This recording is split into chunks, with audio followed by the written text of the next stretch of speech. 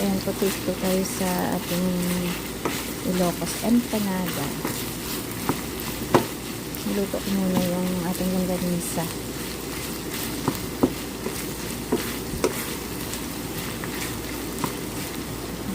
Nakasalang yung ating tubig. Meron na siyang asin, chicken cube, at meron siyang paminta. Siyempre yung pakulay.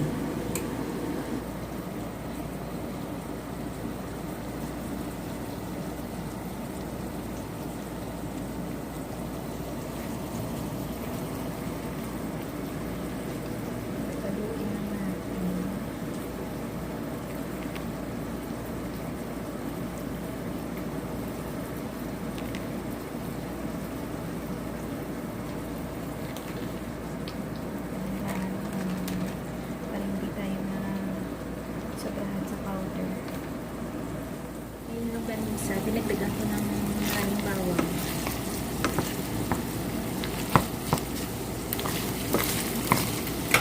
So, enough ko na yung stove. Ayan, ganyan lang. Nung una nahirapan din ako gumawa ng buhay. Yan na yun. Ganyan na siya. Ganda ng kulay na. Ayoko ayoko yung sobrang pula. Gusto ko yung parang ganyan lang. Hindi pagka-golden. So, masahin ko na lang yan para mabuo. Ganyan tapino para madali siya ilagay sa loob.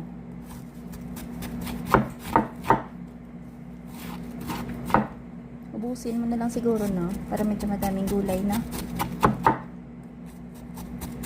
May isang buo.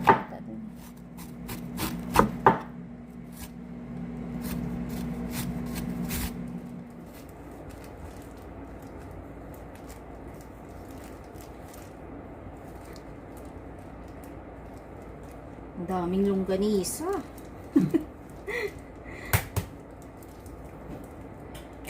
Up.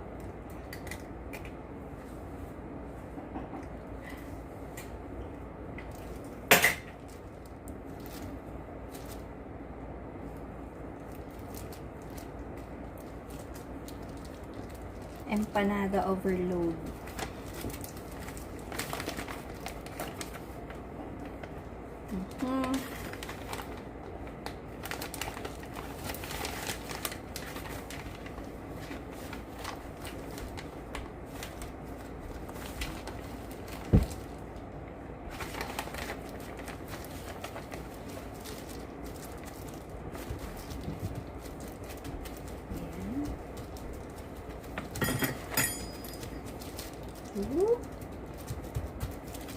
Press lang yung dulo.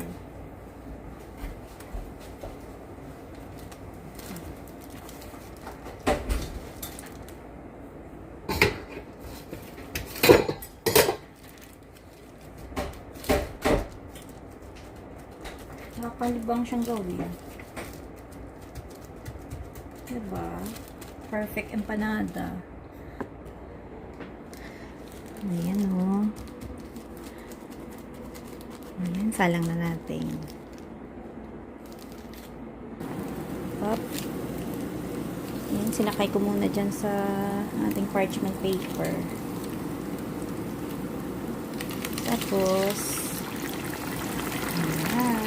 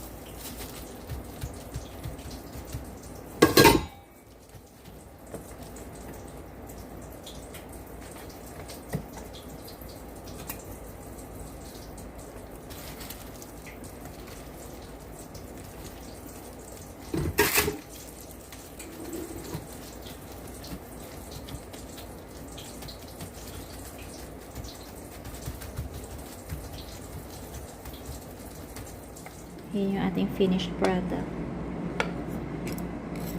Ayan. Tapos, ayan sila. Magulo lang yung pagkakalagay. Pero pwede na. Ayan. Meron kaming sinamak.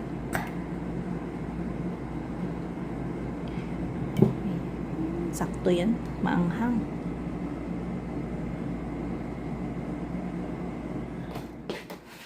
Ayan, magtatanim na tayo ng ampalaya.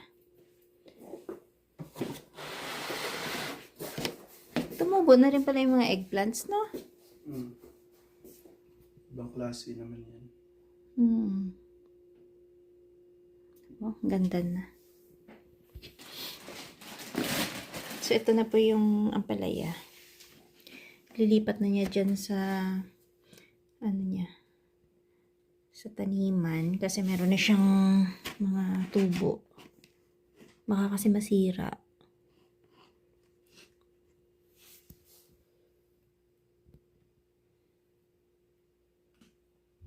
Kanina mo nilagay yung tubig dyan? Kagabi ba? Hindi ba sobrang babad yan pa? Basang-basa. Tingnan natin. Para makumpleto yung ating bahay kubo, dapat meron tayong ampalaya.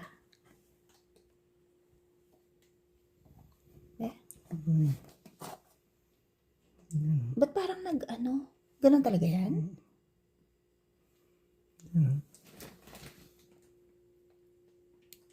Ugat yun.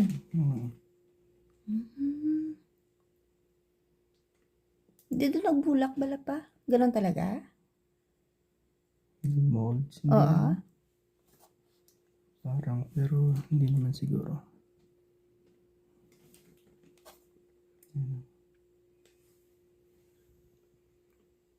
Nag-pop na yung ano niya. Bigyan na natin yung... Hindi kayo mabulok yan pa? Hindi. Tingnan natin. Swertihan. Pero lahat ng mga nilagay kong, itinabi kong mga seeds, yan na lahat? Oo, ito na yun. Oh my gosh. Sana tumubo. Pero mayroon pa tayong ano eh. Yung binili natin doon sa Pinas. Yan. Mukhang maayos pa naman eh, no? Effective din naman talaga pala yung ibabad mo siya, no? Binabad muna niya to sa warm water bago niya, parang bulok na yan pa. Yeah. Bago niya kinat yung part ng shell. So parang natulungan siyang lumabas yung niya, yung ugat. Kasi kung bulok na to, namatay na siya dyan. Masabagay.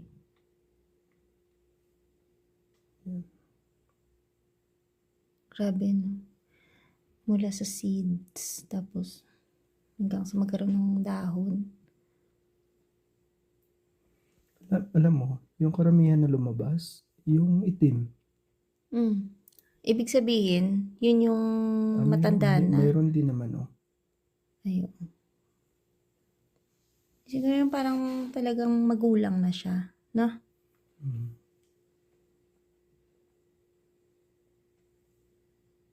Ano nga lang to eh, baka sakali nga lang to eh, yung pag-ipon mo ng seeds yung na to seeds. Tsaka yung iba yan, ano yan pa eh, galing sa ginulay. Kaya nga. Ginulay na galing sa tindahan na, sa store, mga binili. So kung tumubo man siya, di salamat. Hindi, okay lang din. Try lang, kasi mahirap din naman kasi kumuha ng seeds dito eh. Dahil puro... Parang mura nga siya, diba? Tsaka kung makabili man tayo ng seedling na, parang hirap din siyang palakihin, no? Diba? Bumili tayo last time, namatay din. Namatay. Nagkaroon naman siya ng konting bunga.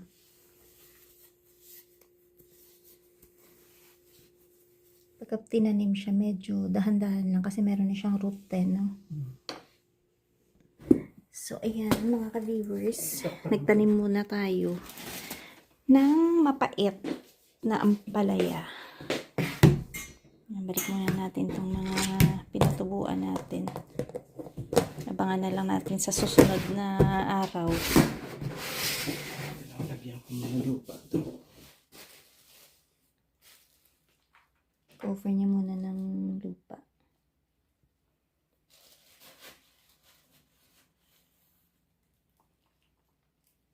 Huwag mo na sprayhan pa kasi babad na yan sa tubig, na. Baka masobrahan.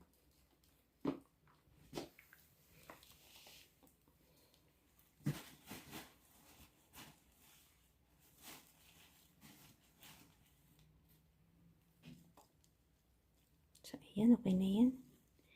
Wait na lang tayo ng ilang days. Tapos doon mo yun ilagay pa siguro. Dito. Dito niya ilalagay. Sa bakante. Dito niya naman kailangan ng lights kasi wala pa naman siyang sibol eh. Meron na yung sibol doon. Hindi, yun pag lumabas na yung dahon niya. Ay, hindi. Kailangan niya na yun pa. Hindi, baka ba? Marunong Lagyan ka pa sa na. ano. Oo, sinabi niya sa akin. Yun. Ay, mga viewers, nandito kami ngayon sa clinic. Bali, may check-up lang ako. So, ayan. Medyo maraming mga nakapila doon banda, kaya dito na kami malapit sa lab. Yan yung lab nila. So, kagandahan po dito sa clinic na pinapacheck upan namin kasi meron na silang laboratory. So, kung meron kang dapat ipa-check, dugo, ihi, ayan, dito na sa lab nila. Let's go. Panis na kami dito. Almost 2 hours na kami dito. Ako na to yung sunod. Gutom na, antok na. Ayan na, mag-4:15 na. So, dumating kami dito. 2:15. Meaning 2 hours po kami waiting. So, natawag kami 4:35. Mga 2 oras yung waiting time. Bago natawag. My goodness. Parang ito yung pinakamatagal ata na pag-aantay namin. Kasi expected namin kahit na sabihin mo 1 hour. Oo nga. Kahit 1 hour kaming mag-aantay, okay lang eh. Pero ngayon, sobra-sobra. Pero 2 hours? Mag-short staff ba sila? May isang... Hindi ko alam eh. Kasi yung doctor's note ngayon, ayan o, 30 na. Dati parang 25 lang ba to? 20. So, kung halimbawa, kailangan nyo ng parang doctor certificate, ayan. Certification na may sakit kayo, bakit kayo magli-leave, ganyan. So, dito yung bayad is 30. Alas 5 na kami nakalabas na clinic. Ayan o. May request ako for blood work. Kasi medyo mataas yung BP ko. That's why may headache pala ikaw lang. Yeah. Mamadali kami kasi may nakita kaming post na yung evap dito ay 0.49 lang. So, sakto dito kami sa no frills. So, diretso tayo dun sa diretso tayo dun sa ano, dala ka ng basket? Dave, dala ka basket. Hindi yan. Saan yan? Milk? Ayan ba yan? Kanino yan? Check. Oh my God. I think ito yun. Ito yun, Beng. Ayan, check mo nga yung ano, expiry. So, check natin yung expiry.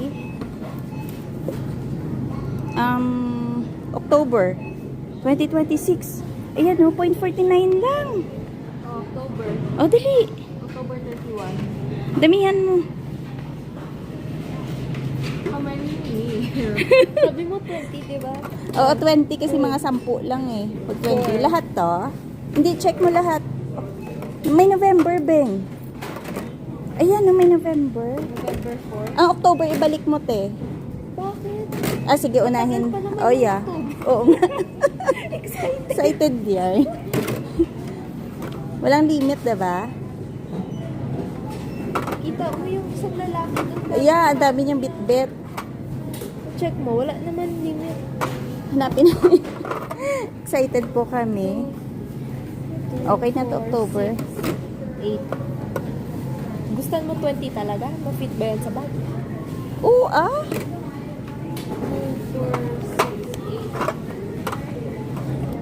6, 8. Pang ano natin to, Beng? Pang halo-halo sa ano. O, diba? High blood pero yung iniisip halo-halo. Oh, yan. Check. Ito 2027. Ha? March 13. O talaga? O yan. Unahin mo yung ano. Kaday. Wait. Hanap ka ng 2027. Sa likod. Anong dot? Dito. Sa likod. October. Ilan na yan, Beng?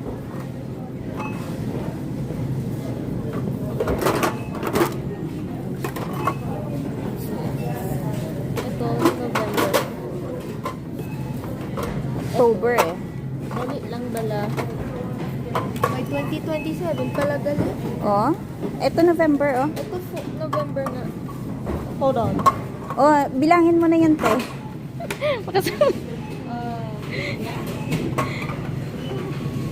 Sipagan mo. Kasi pang pwedeng paleche plan yan. Ilan na? 2, 4, 6, 8. Ilan na? 16. Gawin natin ano. Okay na yan siguro, no? Ah, diba? Ay, dyan muna. Di mga ka-viewers, nakachamba kami ni Bengbeng ng Kala mo ano, naubos point 49. Ano pang kailangan natin? Coffee? Check natin yung coffee. Wait, check ko yung Hindi tayo kumuha ng ano.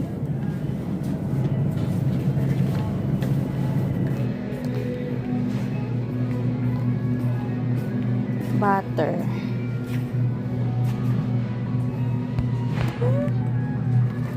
Up. Kotay butter isa. Yung salted. Ayan, isa lang. Up.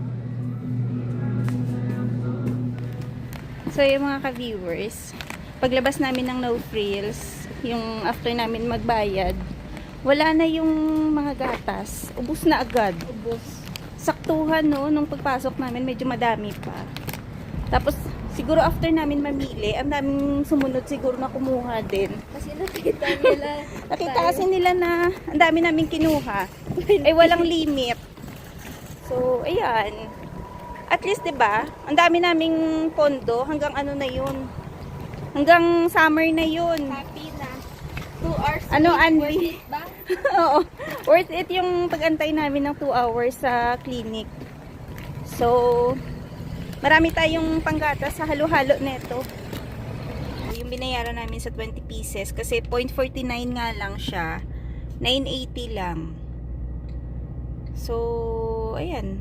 Plus yung ayan, bumili akong salted butter, garlic, tsaka yung soy sauce. So, nakaswerte kami ngayon kasi pagka naka-regular price yun, mga 3 din ata yun.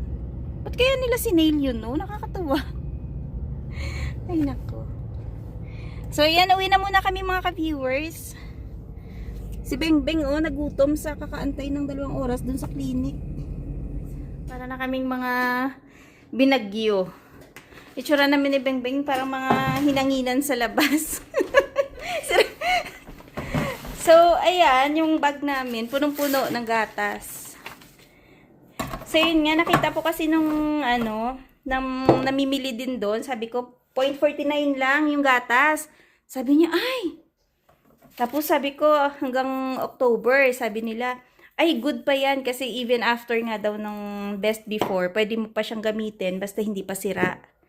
Siyempre, may allowance na siguro mga ilang days, 'di ba? So, ayan, meron po siyang March. Ay, hindi, ano ba? Meron siyang 2027, Beng, no? Yep. Meron po siyang March 2027. So, nakabili kami ng 20 cans ng Evap. Ang binayaran para sa Evap is 980 lang. O, diba? Ayaw pa. So, So, hindi ko na ilalabas. Ayan, oh. Ayan. Tapos yung iba nandito kasi namili din ako ng ito, butter. Tsaka ibang mga, ayan, toyo. At yung aming kape. So, nakakatuwa mga ka-viewers. Ayan, 'di ba? Masarap ko lang yung bintana. So, ayan po, bago mag-end yung aming video, mag-shoutout lang po pala ako sa Librando family from Yorkton. Ayan, pasensya na po ngayon lang kami nakapag-shoutout kasi nung time na binigay ni Lester yung picture nyo, sinend niya nung nagpunta kayo sa Saskatoon. Ayan, next day, namatay naman yung pinsan namin ni Dadong. So, ayan, thank you so much Librando family, tsaka sa lahat ng mga viewers namin, thank you so much sa pagsubaybay sa mga videos namin. Ingat-ingat. Bye-bye! Bye! Si Beng Beng nagutom. Nagutom ka? Bye-bye, Beng Beng. Say bye-bye. Bye-bye.